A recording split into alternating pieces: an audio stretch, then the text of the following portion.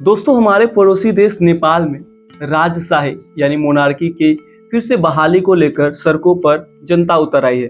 क्या है पूरा मामला, चलिए इसमें जानने का प्रयास करते हैं। दोस्तों, बात इतिहास की करें तो नेपाल में राजशाही की जो नींव है वो गोरखा राजा पृथ्वी नारायण शाह ने 1768 में रखी थी, जिन्होंने छोटे छोटे रजवाड़ों को इकट्ठा करके आज का जो आधुनिक नेपाल है वो बनाया था। आपको बता दें कि शाह वंश ने नेपाल में लगभग 240 वर्षों तक शासन किया। हालांकि 2001 में राजा वीरेंद्र और उनके परिवार की हत्या हो गई और इसके बाद ज्ञानेंद्र शाह नेपाल के राजा बने। हालांकि 2006 में नेपाल की जनता ने जन आंदोलन शुरू किया और इसका परिणाम ये हुआ कि 2008 में नेपाल में राजतंत्र जो था वो खत्म हो गया। राजतंत्र समाप्ति के साथ ही नेपाल एक लोकतांत्रिक देश बन गया। अब सवाल यह है कि लोकतंत्र जो किसी भी शासन प्रणाली का सबसे अच्छा व्यवस्था माना जाता है, तो नेपाल के लोग फिर से राजशाही की वापसी क्यों चाहते हैं? नेपाल में प्रेजेंटली क्या हो रहा है, तो इसका सबसे बड़ा कारण ये है कि नेपाल में पिछले कई सालों से राजनीतिक अस्थिरता है, भ्रष्टाचार है। इसके अलावा आर्थिक विकास की गति यानी इकोनॉमिकल डेवलपमेंट का जो गति है वो भी काफ़ी ज़्यादा कम है।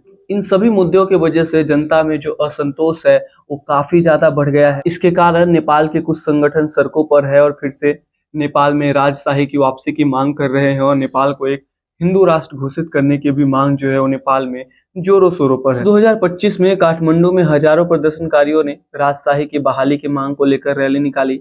इन प्रदर्शन के दौरान पुलिस और प्रदर्शनकारियों के बीच झड़पें हुई, जिसमें 2 लोगों की मौत हो गई और कई घायल हुए। स्थिति को नियंत्रित करने के लिए प्रशासन ने कर्फ्यू लागू किया है और सेना की तैनाती भी की है। बात सरकार के स्टैंड की करें तो नेपाल की वर्तमान सरकार यह कह रही है कि ये लोग नेपाल में अराजकता फैला रहे हैं।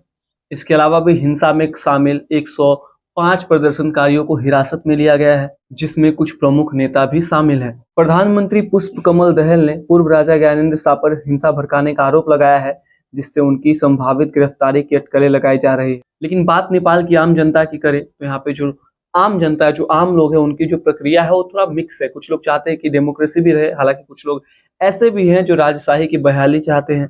हालांकि लोगों की सोच में जो विभाजन है वो यह भी दिखाता है कि नेपाल में जो आर्थिक राजनीतिक जटिलता है वो काफी ज्यादा है।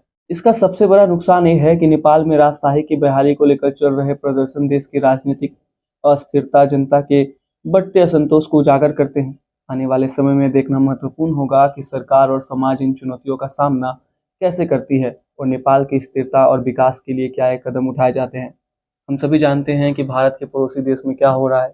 पाकिस्तान के साथ हमारे रिश्ते अच्छे नहीं हैं। बांग्लादेश को भी एज अ फ्रेंडली नेशन के रूप में हम खो चुके हैं। वहाँ भी प्रो चाइना या यूं कहे प्रो पाकिस्तान गवर्नमेंट आ गई है। ऐसे में श्रीलंका से पहले ही हमारे रिश्ते खराब हो रहे हैं। ऐसे में हमारा जो सबसे निकटतम पड़ोसी देश है नेपाल, जहाँ जाने के लिए वीज़ा की भी जरूरत नहीं होती। वहाँ के असंतोष के जो ये हालात चल रहे हैं, भारत का इसका असर भारत पर क्या होगा, हम एक वीडियो में जरूर इस पर बात करेंगे। तब तक के लिए अपना बहुत ख्याल रखिए। धन्यवाद।